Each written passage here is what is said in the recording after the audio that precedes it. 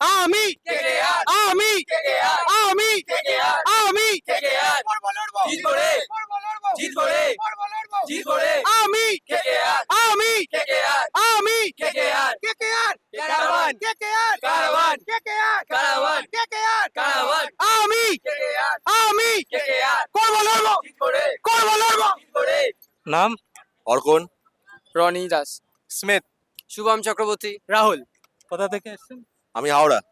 আমি দমদম ভবানীপুর টালা পার্ক দমদম তো ফ্যান আছে, আমরা সবাই একসাথে এক হয়ে কেকেআর এর সাপোর্ট, যখন কেকেআর জেতে যখন হারে আমরা সবাই একসাথে জিনিসটাকে সেলিব্রেট করি। তো আমরা সবাই ধরুন এই গ্রুপে যারা আছি তারা সবাই অন্য অন্য ব্যাকগ্রাউন্ডের, কেউ স্টুডেন্ট, কেউ চাকরি করছে, সবাই নিজের কাজ প্রফেশন সবকিছুর মধ্যে সময় বার করে আমরা এখানে আসি, আমরা একসাথে খেলা দেখি। খেলা হারলে আমরা ওইভাবে দুঃখও পাই, ক্রিটিসাইজও হয়, কিন্তু আমরা সবসময় টিমের সাপোর্টে থাকি যে হ্যাঁ ঠিক আছে এটা হলো, আবার পরে ভালো কি করা যায়।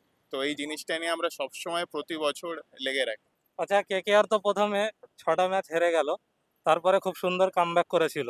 তো এখন কি মনে হয় প্লে অফে জায়গা বানাতে পারবে?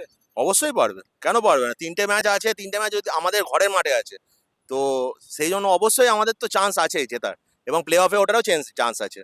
হ্যাঁ মনে হয় চান্স তো আছেই, চান্স আছে, আমাদের তিনটে জিততে হবে। हार के जीतने वाले को ही बाजीगर कहते हैं জিতেই বাড়ি যাবো আমরা, এখনো 3টে ম্যাচ আমাদের গড়ে নিজেদের মাঠের ম্যাচ, 3টে ম্যাচে 6 পয়েন্টও নেব এবং হাইয়েস্ট রান রেটও আমরা এখান থেকে তুলবো। এখনো অনেক খেলা বাকি আছে আমাদের দেখানো। একদমই এখনো 3টে ম্যাচ আমাদের হাতে রয়েছে, 3টে ম্যাচ যদি আমরা ভালো রকম ভাবে ফল করতে পারি, জিততে পারি এবং রান রেট যদি ভালো থাকে, আমাদের কোয়ালিফিকেশন কেউ আটকাতে পারে না। 4টে ম্যাচ জিতলে ভালো হতো, কিন্তু এখন অবধি আমাদের কাছে হাতে টাইম আছে, এখন অবধি পারবো কোয়ালিফাই করতে, কোনো প্রবলেম নেই। একদম, আমরা এই ভেবেই ধরুন আরো যদি 6টা পয়েন্ট হয় টেবিলে আমরা 15তে শেষ করব। টপ 4-এ নিশ্চয়ই একটা চান্স এখনো থেকেই যায়, তো যদি সব ঠিক থাকে তাহলে হ্যাঁ নিশ্চয়ই আমরা প্লে অফ খেলবো। আচ্ছা, কেকেআর ফ্যান্সরা এবছরে সবচেয়ে বেশি কোন প্লেয়ারকে মিস করছে? আমাদের রাসেল, অবশ্যই রাসেল। রাসেলকে আমরা সবসময় মিস করি, কারণ রাসেল হচ্ছে আমাদের মানে একটা লেজেন্ড, গোট, তো ওকে তো অবশ্যই মিস করছি আমরা। আন্ড্রে রাসেল, অবশ্যই আন্ড্রে রাসেল। ওকে ছাড়া মানে কেকেআর একটা কি বলবো আর, কেকেআর ওকে ছাড়া কেকেআর পুরো অচয় বলতে গেলে। রাসেল তো হবেই, তারপরে হর্ষিত রানাকেও মিস করবো, আমার পেস প্লেয়ার হতে পারতাম, কিছু না ঠিক আছে তাহলেও জিতবো। কেকেআর এর যে পার্পলের উপর গোল্ডেন জার্সি, সেই গোল্ডেন ম্যানটা ছিল রাসেল, সেটা আমরা খুব মিস, তাই আমাদের মনে হচ্ছে না পার্পলের উপর গোলটা আছে। তবে নতুন যারা সুযোগ পাওয়া যাচ্ছে এগোবে, এক এক করে নতুন নতুন প্লেয়ার অনেক উঠবে, আমাদের ভবিষ্যৎ আশা করছি খুব উজ্জ্বল হবে। দেখা যাক কি হয়। আমার রাসেল তো রয়েছেই, রাসেলকে প্রচন্ড মিস করছি, কিন্তু তার থেকেও বড় আমি এই বছর হর্ষিত রানাকে মিস করছি। কারণ আমাদের যে কার্তিক ত্যাগী, আমরা যে নতুন প্লেয়ার পেয়েছি, যে এত সুন্দর বোলিং করছে, উনি একা পড়ে গেছেন। যদি ওনার সাথে আরো একজন থাকতো, যেরকম আমরা আগের বছর হর্ষিতকে দেখেছি, 2024-এ হর্ষিতকে দেখেছি, যা পারফরমেন্স দিয়ে যদি ও কার্তিকের সাথে পেয়ার আপ করতে পারতো, আমার মনে হয় আজকে যে পয়েন্টস টেবিল আমরা যে 8 নম্বরে আছি, ওটা আমরা উল্টে থাকতো, ওটা আমরা 4-এ থাকতে পারতাম বা 2-তে থাকতে পারতাম। তো হর্ষিতকে আমি সব থেকে বেশি মিস করছি। আচ্ছা, সুনীল নারিন এবছরে কেকেআর এর হয়ে একটা ফ্র্যাঞ্চাইজির হয়েই 200টা উইকেট পূর্ণ করেছে, যেটা অনেক বড় ব্যাপার। তো সুনীল নারিনের জন্য কোনো দু লাইন আপনার মন থেকে? Sunil Narine of course, in fact Sunil Narine আজকে নিজের 200th ম্যাচ খেলবেন ইডেন গার্ডেনে। আজকে যে ম্যাচটা 200 নম্বর ম্যাচ, আর সেইটাও পুরো ক্যারিয়ারটা একটা টিমের সাথে। সুনীল নারিনকে নিয়ে মানে কথা বলার কিছু নেই, যা প্লেয়ার সুপার ওভারে গিয়ে মেডেল নিয়ে এসছে সেই প্লেয়ার। আর আমাদের কেকেআর এর জন্য যা করেছে অ্যাজ আ ব্যাটসম্যান বলুন, আমাদের প্রথম 100 রানের পার্টনারশিপ যেটা আইপিএল হিস্ট্রিতে, পাওয়ার প্লের মধ্যে 6 ওভারের মধ্যে 100 রানের পার্টনারশিপ, সেটা সুনীল নারিনের করা। আমরা ওর বোলিং নিয়ে তো কথা বলি, মানে যে অলরাউন্ড পারফরমেন্স, সে তার কোনো তুলনা নেই। যদি আমরা সুনীল নারিন চলে যাই, ওই গ্যাপটা কি করে ফিল হবে সেটা একটা ভাবার ব্যাপার আমাদের। হ্যাঁ অবশ্যই, সেঞ্চুরিয়ান, তার সাথে আমাদের একটা সেঞ্চুরিও করে, 4টে সেঞ্চুরিয়ানের মধ্যে একটা সেঞ্চুরিয়ান, 200টা উইকেট তো পূর্ণ করেছে। 200 উইকেট তো পূরণ করেছে অবশ্যই। তো গোট প্লেয়ার, তো আর কিছু বলে না। কেকেআর এ ও মানে হার্ট যাকে বলে। नरीन का सालों से ऐसा ही परफॉर्मेंस है कि एक ही चीज हर आदमी बोलता है, नारायण नारायण। একটা বৃদ্ধ মানুষ এইভাবে যে এখনকার 2026-এ এসে ইয়ং স্টার প্লেয়ারদের আউট করার ক্ষমতা রাখে, সেটা দেখে দিচ্ছে। Age is just a number. সত্যি মানে আমি নারায়ণের ব্যাপারে যেটা বলবো সেটাই কম হবে, মানে মোস্ট ভ্যালুয়েবল প্লেয়ার তো বটেই, একটা লেজেন্ডারি রকমের প্লেয়ার। মানে ও ও যে এই বয়সে এসেও মানে এইভাবে পারফরমেন্স দিচ্ছে, একা টিমকে টানছে, সেটা অনেক বড় ব্যাপার। মানে আগে তো সেঞ্চুরি করেছেই, এবার আমরা যেরকম সুপার ওভারটা জিতলাম পুরোপুরি নারায়ণের জন্য, এবং এখনো পর্যন্ত without any kind of complain, মানে ও যে কাজ নিজের করে যাচ্ছে, that is just too much, মানে খুবই ভালো, কিছু বলার নেই রাসেলকে।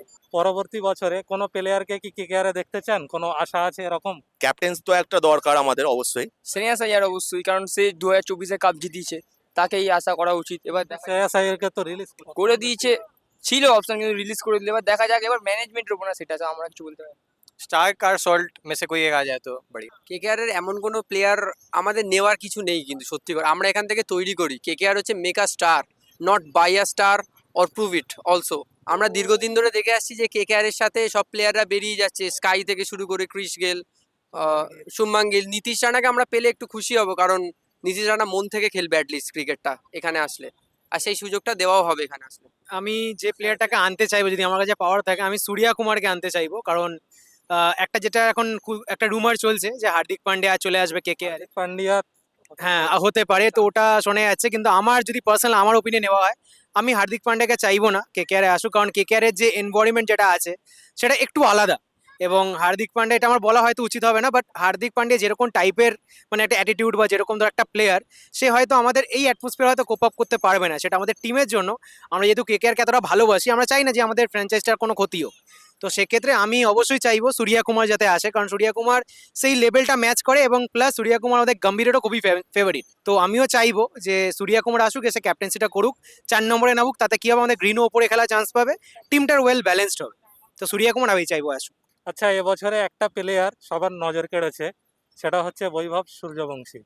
মাত্র 15 বছরের ছেলে, যেমন ভাবে জসপ্রীত বুমরা, জশ হ্যাজেলউড বড় বড় বোলারদেরকে হিট করেছে, ছক্কা মারছে, তো তাকে দেখে কি মনে হয় সে কতদূর যেতে পারে বা তার ভবিষ্যৎ কেমন হতে পারে? মানে এখন যে 15 বছরের, তার ব্যাপারে যদি আমরা কথা বলি, সে নিশ্চয়ই মানে ইন্ডিয়া তো খেলবেই। ইন্ডিয়া এতে সিলেক্ট হয়েছে ইনফ্যাক্ট রিসেন্টলি। তো এখন ব্যাপারটা হচ্ছে কত তাড়াতাড়ি ইন্ডিয়া খেলতে পারে।